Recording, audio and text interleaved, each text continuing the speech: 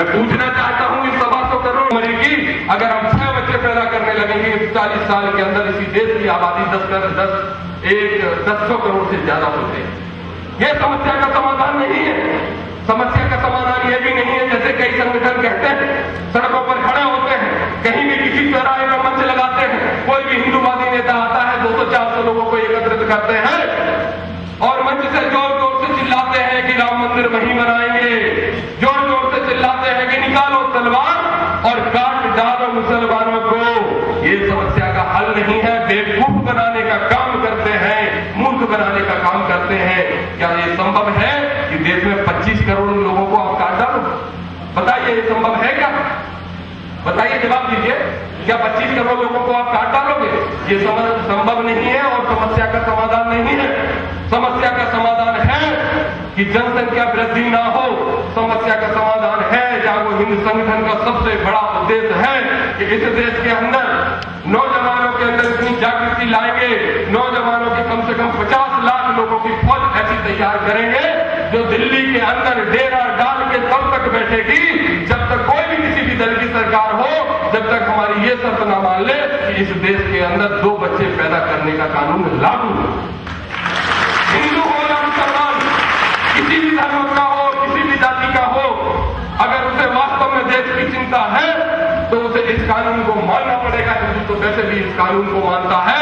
इसलिए आवश्यक है मेरे नौजवान साथियों, आप सब लोगों को जागरूक होने की आवश्यकता है।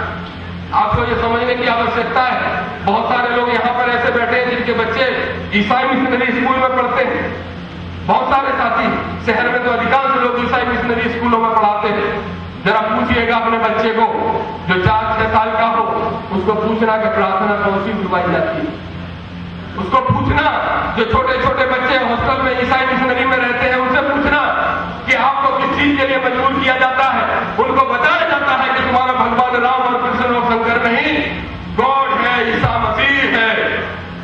वो तो हमारे देश का माहौल बाहर का अभी तक अनुकूल है, हमारी संख्या इतनी है, इसलिए बच्चों के दिमाग पर उन बातों का ज्यादा असर नहीं होता क्योंकि हमारे घर का वातावरण हिंदूमय होता है। लेकिन हमें पता नहीं, हम कभी इस बात की चिंता नहीं करते। हमें कई बार सबको में ये कहना पड़ता है, कई बार ऐसी शंका होती है कि हम वास्तव में हिंदू हैं कि नहीं, वास्तव में हिंदू धर्म कोई धर्म है कि नहीं। अगर हिंदू धर्म है तो हिंदू साध्वी के ऊपर हुआ अत्याचार तब हिंदू क्यों नहीं जागरूक हुआ, क्यों नहीं खड़ा हुआ? ईसाई अपना षड्यंत्र करते जा रहे हैं, मुस्लिम अपना षड्यंत्र करते जा रहे हैं, तब हिंदू क्यों जागरूक नहीं हुआ? मैं पूछना चाहता हूं, आप लोगों को सबको बताना चाहता हूं, हमने निर्णय लिया था, अभी इंदौर में हमारा एक कार्यक्रम हुआ था इसी तरह का सम्मेलन, और उसमें सबसे बड़ा मुद्दा था साध्वी प्रज्ञा का। निश्चित रूप से साध्वी प्रज्ञा का मामला बहुत ही खतरनाक है हिंदू समाज के लिए, हिंदू धर्म के लिए। मैं आज इस मंच के माध्यम से मुझे ये कहने में कोई संकोच नहीं है, बल्कि ये कहना अनिवार्य समझता हूं कि देश के अंदर जितने भी हिंदूवादी संगठन काम कर रहे हैं, चाहे 100 सदस्य हो और चाहे 1 लाख सदस्य हो, चाहे 1 करोड़ सदस्य हो, अगर कोई भी हिंदूवादी संगठन आतंकवादी गतिविधियों में पाया जाता है, लीन होता है, तो मैं इस मंच से कहता हूं कि मैं किसी भी कीमत पर उसको हिंदूवादी संगठन मानने के लिए तैयार नहीं हूं। हिंदुओं का काम विस्फोट करना नहीं है, हिंदुओं का काम गोली से उड़ाना नहीं है।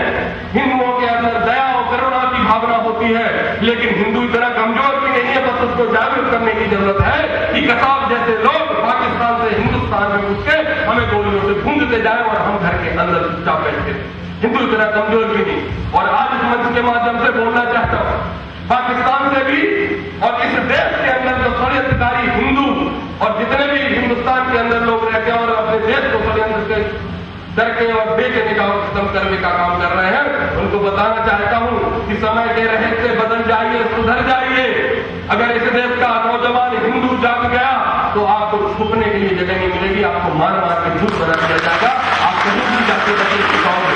इसलिए ये सही समय है, आप सुधर जाइए। और जो भी आतंकवादी संगठन है, जो अपने आप को हिंदूवादी संगठन कहते हैं, उनको भी बताना चाहता हूं कि ये रास्ता उचित नहीं है। रास्ता वो अपनाइए जिससे वास्तव में देश बच सके, भाषा बच सके, राष्ट्रभाषा बच सके, हमारा धर्म बच सके। आपको पता है अगर इस तरह से हिंदू कम होता चला गया तो सिर्फ हिंदुस्तान में ही नहीं बल्कि हिंदू धर्म पूरे विश्व में खतरे में। हिंदुस्तान के अलावा और कौन सा ऐसा देश है, छोटे छोटे और उनमें भी इसी तरह से षड्यंत्र के तहत कब्जा होता जा रहा है। राम मंदिर की लड़ाई आज कुछ लोग लड़ रहे हैं, बहुत लंबे समय से लड़ रहे हैं। मैं इस मंच के माध्यम से खुलेआम कहता हूं कि राम मंदिर के मुद्दे को खाली मत छोड़िए। राम मंदिर के मुद्दे को आपने छेड़कर देश के अंदर रहने वाले 100 करोड़ हिंदुओं की इज्जत का सवाल बना दिया। इसलिए आपको 100 करोड़ हिंदुओं को जवाब देना पड़ेगा। और इस मंच के माध्यम से मैं कहता हूं पूरे गर्व के साथ कि जिस दिन जागो हिंद संगठन जिस दिन मंदिर मुद्दे को लेकर विश्व हिंदू परिषद या जिसने भी ये मुद्दा छेड़ा है, विश्व हिंदू परिषद का मुद्दा है, मैं आपसे अपील करता हूं, आग्रह करता हूं कि मीडिया के माध्यम से, और कुछ लोग यहाँ पर बैठे भी हैं, उन सबसे आग्रह करता हूं कि मंदिर के मुद्दे को मत छोड़िए। 100 करोड़ हिंदुओं की नाक कट जाएगी, सर शर्म से झुक जाएगा। इतनी लंबी लड़ाई लड़ने के बाद भी अगर हम हिंदुस्तान के अंदर भगवान श्री राम का मंदिर नहीं बना सके तो हमें शर्म के मारे हमारा सिर भी झुक जाएगा और चुल्लू भर पानी में डूब के मर जाना चाहिए। इसलिए मैं एक बात कहना चाहता हूं, आह्वान करना चाहता हूं जागो हिंद संगठन के कार्यकर्ताओं का भी, और इस मंच के माध्यम जब तक मंदिर निर्माण नहीं हो जाता तब तक आपको चैन से नहीं बैठना चाहिए। और जब आप मंदिर निर्माण के लिए आगे बढ़ेंगे तो जागो हिंद संगठन के कार्यकर्ता करोड़ों और लाखों ना सही लेकिन हजारों और सैकड़ों भी होंगे तो गोलियां और लाठी खाने के लिए आपसे आगे खड़े दिखाई देंगे। राम मंदिर सिर्फ राम मंदिर का मुद्दा नहीं, अयोध्या और काशी भी हमारे इज्जत का सवाल है।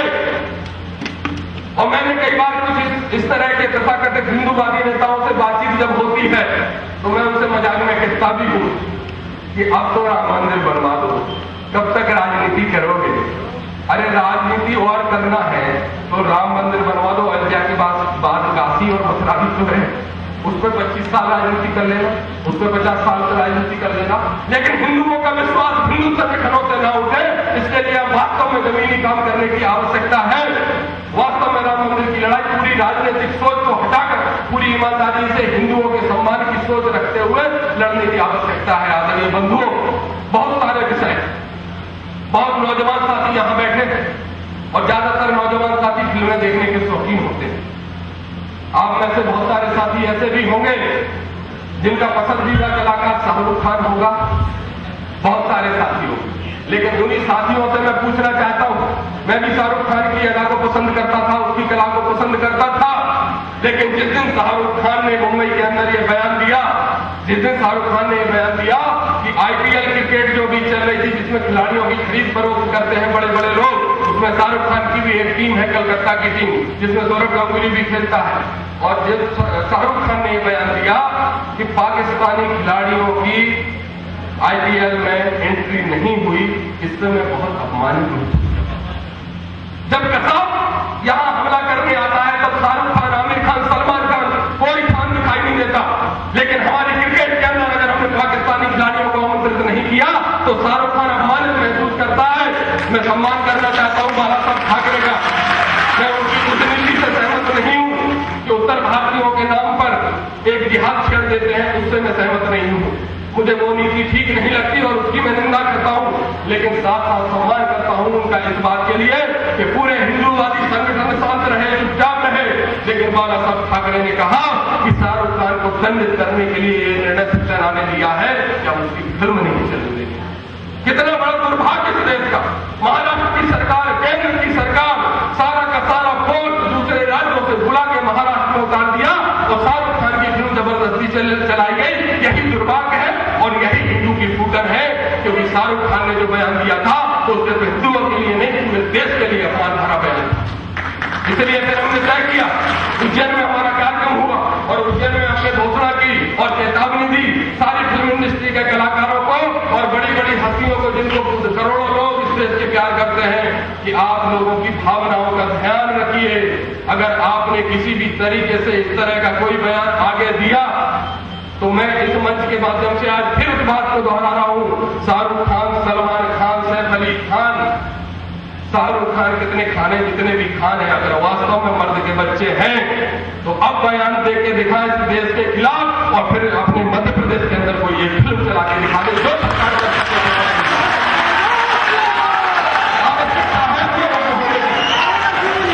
आवश्यकता है हमें होने की। लेकिन उग्रता का मतलब यह नहीं कि हम बम विस्फोट करेंगे, उग्रता का मतलब यह नहीं कि हिंदुस्तान के अंदर ही हम कुछ लोगों को बंदूक लेके मारना शुरू कर देंगे। उग्रता का मतलब यह है कि सही समय पर जहां जिस समय आवश्यकता होगी उस समय करेंगे। शाहरुख खान की फिल्म नहीं चलने देंगे। और उग्रता की आवश्यकता है जिस तरह से फौजी उग्रता दिखाते हैं। पाकिस्तान पे हम अपनी तरफ से कभी हमला नहीं करते, लेकिन जब पाकिस्तान की तरफ से 4 बम फेंके जाते हैं तो हिंदुस्तान के द्वारा वीर फौजियों के द्वारा 40 बम फेंक के उनको इसका जवाब पत्थर से दिया जाता है। वहां उग्रता की आवश्यकता है। इसलिए नौजवान साथियों, आपको विचार करना होगा, वास्तव में हिंदुस्तान के अंदर हिंदी भाषा जो हमारी राष्ट्रभाषा है वो भी खतरे में। आप सोच के देखिए, आपको पता है पूरे देश में हिंदी भाषी राज्यों में भी 20% ऐसे लोग हैं जो हिंदी भाषा नहीं बोलते। गैर हिंदी भाषी राज्यों में 5% भी ऐसे लोग नहीं है जो हिंदी भाषा बोलते हैं। कोई भी सरकार ऐसी नहीं है, चाहे केंद्र की हो या राज्य की, जो हिंदी भाषा जानने वालों को, हिंदी भाषा पढ़ने वाले लोगों को अलग महत्व देती हो। मैं आपको एक घटना सुनाता हूं। इंदौर के एक होटल की बात है, मैं भोजन कर रहा था। एक साथी मेरे बगल में बैठ के भोजन कर रहा था, पूरे परिवार के साथ आया था, कोई बड़ा शिकारी था। उसके पास एक फोन आया तो फोन पे वो अंग्रेजी में बात कर रहा था। उसने अंग्रेजी में बात की तो बहुत जोर जोर से कर रहा था और पूरे राउंड लगा रहा था, ऐसे चक्कर गोल गोल घूम रहा, अंग्रेजी में बात बहुत जोर से करते हुए, क्योंकि उसको अपनी शान समझ रहा था।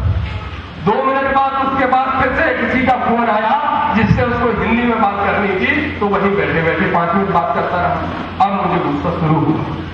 2-5 मिनट बाद फिर किसी का फोन आया जिससे अंग्रेजी में बात करनी थी, तो फिर घूमने लगा। जैसे मेरे पास से निकला तो मैंने उसका हाथ पकड़ लिया। मुझे नहीं मालूम था कि वो कौन है।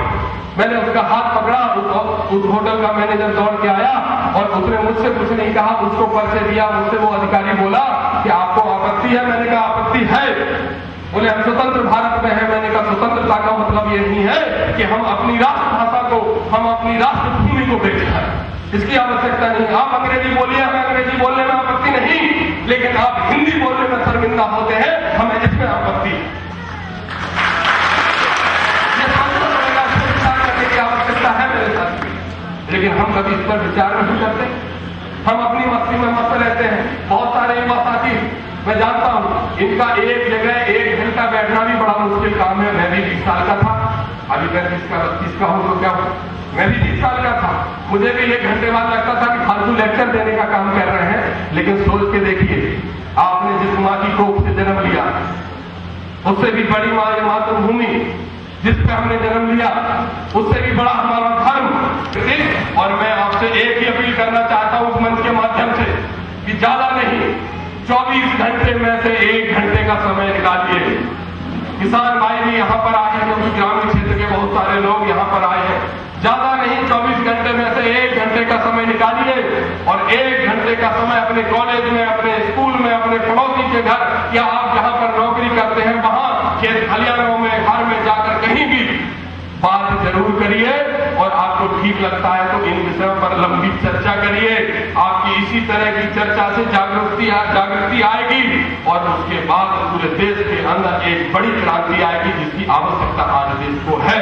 ये वादा आपको आज करना होगा और यही वादा लेने के लिए मैं आप सबके बीच में खड़ा हूं। अभी यहां से चलने के बाद हम काली माता के मंदिर पर जाएंगे, काली माता के मंदिर पर दर्शन करेंगे। वहां पर हमारे महाराज, वहां के संत, वो सब हमें दर्शन कराने के साथ साथ आशीर्वाद भी देंगे कि हमने जो हिंदुत्व की लड़ाई छेड़ी है उसको अधूरा ना छोड़ना पड़े और उसमें हम डगमगाए नहीं, उसमें किसी भी लालच में या किसी भी दबाव में आए नहीं। इसका आशीर्वाद भी मिलेगा। उसके साथ साथ हमें भी वहां पर सौगंध उठानी पड़ेगी कि हम भी हिंदू धर्म के लिए, हिंदी भाषा के लिए, अपने राष्ट्र के लिए कुछ न कुछ करने का काम डेली करेंगे, किसी दिन करेंगे। ये हमें प्रयास करना पड़ेगा। बहुत सारे साथियों ने भी बताया, महाराज जी भी बता रहे थे। एक कागज मेरे पास अभी आया मंच पे, रानीपुरा का। रानीपुरा हमारा अपना गांव, रानीपुरा लोधीपुरा, जो मेरे गांव से 2 किलोमीटर की दूरी पर है। और वहां जाके मुझे ये नहीं पता चलता कि मैं अपने गांव में बैठा हूं कि दूसरे गांव में बैठा हूं। उस गांव की समस्या, भोपाल के साथ ही कुछ यहाँ बैठे हैं, पत्रकार भी बैठे हैं। मैं आपसे भी आग्रह करना चाहता हूँ, हमारा संगठन हिंदू धर्म की रक्षा के लिए, हिंदी भाषा के लिए, हिंदुस्तान के लिए तो लड़ता ही है और लड़ेगा।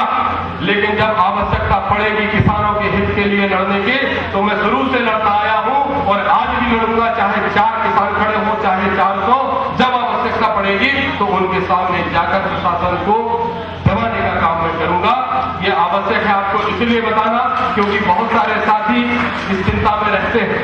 मेरे बहुत सारे साथी यहाँ पर भी होंगे जो किसान हैं और वो इस बात की चिंता करते हैं। यदुराज जी मुझे कल बड़ा नाराज हो रहे थे फोन पे।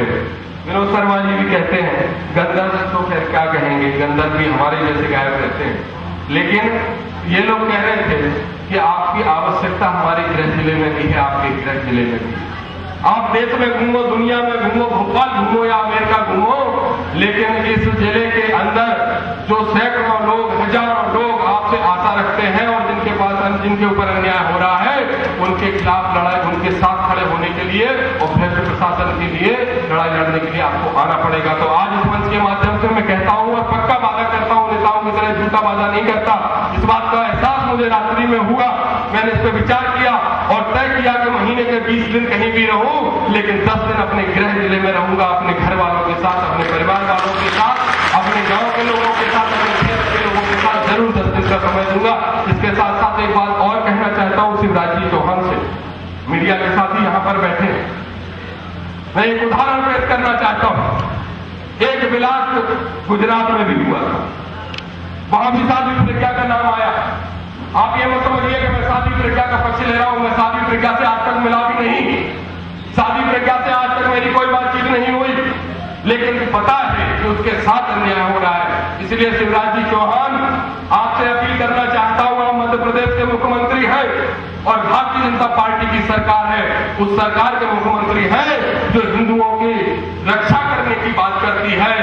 मध्य प्रदेश से किसी भी मध्य प्रदेश के किसान को, किसी भी साथी को एटीएस उठा के ले जाती है किसी भी राज्य की, आपका एक बयान नहीं आता, आप उन लोगों से मिलने का प्रयास नहीं करते। शाजापुर का किसान हो सकता है वो अपराधी हो, मैं फिर वही बात कह रहा हूं, और अपराधी हो तो उसको सजा देना, लेकिन कई बार निर्दोष लोगों को पकड़ के जेल में बंद करके गैर कानूनी तरीके से जो मारपीट की जाती है, मैं उसका विरोध करता हूं। और शिवराज जी चौहान आपसे अपील करता हूं, जिस तरह से नरेंद्र मोदी हिम्मत दिखाते हैं हिंदुओं की रक्षा के लिए, जिस तरह से उमा भारती हिंदुओं की रक्षा के लिए लड़ाई लड़ने का काम करती है, जिस तरह से वरुण गांधी हिंदुओं की बात करता है, उसी तरह से आपसे मेरी अपेक्षा और अनुरोध है कि आपको भी उसी तरीके से हिंदुओं की रक्षा करने का काम पूरी ईमानदारी से करना चाहिए, ढोंग करने की आवश्यकता नहीं। और आपको ये चेतावनी भी देना चाहता हूं मंच से, निश्चित रूप से उनके पास बात पहुंचेगी, सीआईडी के लोग भी बाहर खड़े हैं, पुलिस वाले भी लोग बाहर खड़े हैं, मैं चाहता हूं कि ये बात उन तक पहुंचे कि आप हिंदुओं के साथ खिलवाड़ मत करिए, आप किसानों के साथ खिलवाड़ मत करिए, गरीबों के साथ खिलवाड़ मत करिए। हमारा संगठन वास्तव में अन्याय के खिलाफ लड़ाई लड़ने के लिए बना है, वो अन्याय चाहे पाकिस्तान या किसी मुस्लिम नेता के द्वारा किया जा रहा हो या फिर हिंदुओं का चोला ओढ़े किसी भी भ्रष्ट नेता के द्वारा किया जा रहा हो, अगर अन्याय और अत्याचार के खिलाफ आप किसी तरह से मौन रहे या आपकी मौन स्वीकृति रही तो जागो हिंद संगठन जरा भी नहीं हिचकिचाएगा आपके निवास का घेराव करने में और आपको सड़कों पर लाने में। ये भी मैं आपको बता देना चाहता हूँ। किसान परेशान है, गरीब परेशान है, मजदूर परेशान है, वो सब हिंदू है। मैं चाहता हूं एक एक गरीब से गरीब हिंदू का भला हो, गरीब से गरीब हिंदू को रोटी मिले, किसान को उसकी मेहनत का फल मिले, ये बहुत आवश्यक है। इसलिए आदरणीय शिवराज जी आप जरा ध्यान दीजिए, आवश्यकता आपको ध्यान देने की है, और अगर आप समय के रहते नहीं जागे तो पछतावे के अलावा आपके पास कुछ नहीं रह जाएगा। मैं अंत में अपनी बात समाप्त करूं उसके पहले आप सब लोगों की सहमति चाहता हूं। अभी हम यहां से काली मंदिर सब जाएंगे और नारा लगाते हुए जाएंगे कि हिंदू की रक्षा करो, हिंदी भाषा को बढ़ावा दो, शादी प्रज्ञा को रिहा करो, इस तरह के जो भी हिंदुत्व के मुद्दे हैं उन सब पे हम चर्चा, गौ हत्या बंद करो, इन सब मुद्दों पर हम बात करते हुए जाएंगे, प्रदर्शन करते हुए जाएंगे, और इस रैली का नाम होगा हिंदू जागृति रैली। ये आवश्यक है और इस तरह के आयोजन हम करते जाएंगे। लेकिन उसके पहले मैं पूछना चाहता हूँ, खासकर नौजवान साथियों से, हमारे बुजुर्ग जो बैठे हैं उनका मार्गदर्शन तो हमें हमेशा मिलता है, मिलता रहेगा, और उनका मार्गदर्शन ही हमारे लिए बहुत महत्वपूर्ण है। लेकिन नौजवान साथियों के कंधों पर बहुत बड़ी जिम्मेदारी है, आपको मेहनत करने की आवश्यकता है, आपको वास्तव में हिंदू हैं आप इस बात का एहसास करने की आवश्यकता है। इसलिए मैं पूछना चाहता हूं कि ऐसे कितने नौजवान साथी मेरी बात सुन के ये तैयार है कि 24 घंटे में से 1 घंटे हिंदुओं के काम करने के लिए देंगे? हाथ उठा के, सबने हाथ उठा दिया, सबने हाथ उठा दिया, ये बहुत अच्छी बात, सबने हाथ उठा दिया। हाथ जोड़ के विनम्र निवेदन कि आप अपने धर्म की चिंता करिए, एक बार विचार करके देखिए, समय देना शुरू करिए। मैं जो कुछ गलतियां हुई हों, बहुत सारे बुजुर्ग साथी यहाँ पर बैठे हैं, वो क्षमा करेंगे और उनसे